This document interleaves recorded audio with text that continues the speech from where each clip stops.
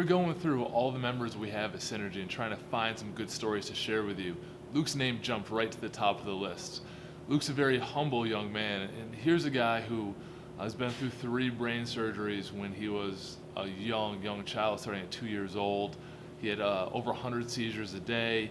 And when you get into the interview, you can tell how humble he really is. And I think you kind of hear Luke's story, and hopefully you can use it as a little bit of an inspiration. I think it's an important story that we can all learn from. The surgery was already scheduled for October 25th, 2006.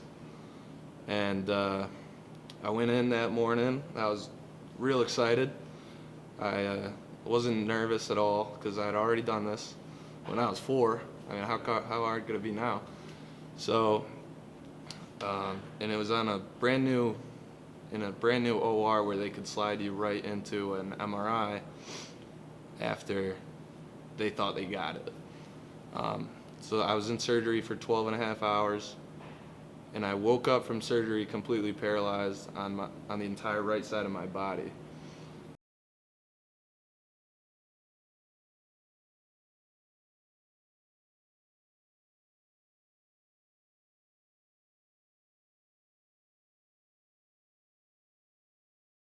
Gradually got better, and even all through high school I stopped going to PT, but I saw it a lot with my sports coaches. They're like, this season you're way better, you can move a lot more, and I didn't know.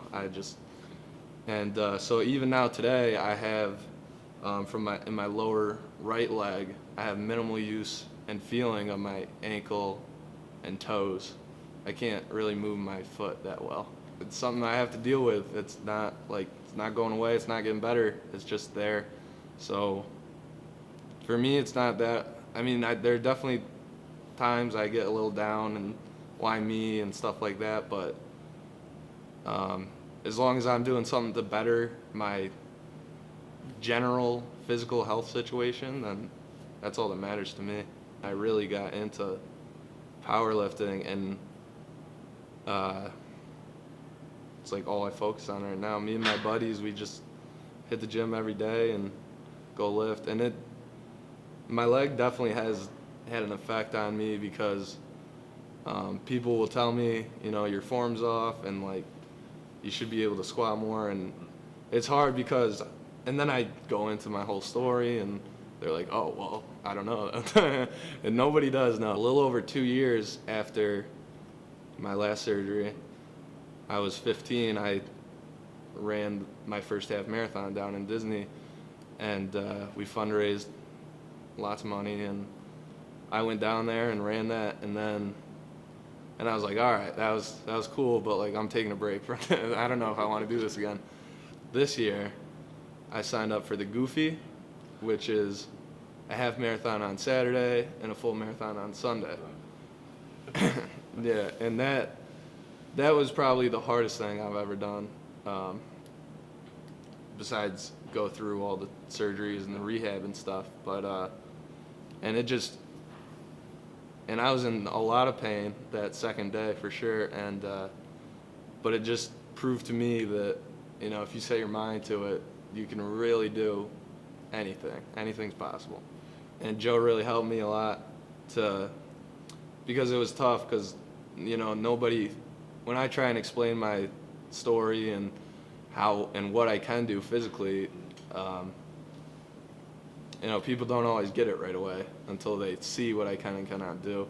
When I got to college and then here, this kind of took the place of PT, and it was totally really important, because I didn't, as a freshman in college, I didn't know any like the big strong kids that might be able to help me like I do now, and everybody there knows my story because I'm always in the gym, and people they recognize me. So having Joe help me out was definitely awesome. I love showing people my scar. I have a big tattoo on my back that says Survivor. And I definitely understand the self-confidence part. Just walking to classes, I see people looking at my leg and watching me limp. But I think because I grew up with the fact when I was 4 years old, all the way through elementary school into middle school, I grew up with like a chip on my shoulder, knowing that I'm a 2-time brain cancer survivor. And when that third time came, it was, here we go again, you know, no big deal. It's whatever. And then after the surgery, I never really got down on myself. It was always like, all right, move forward.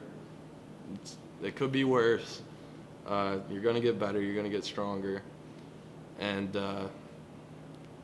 you know, I don't care what other people think.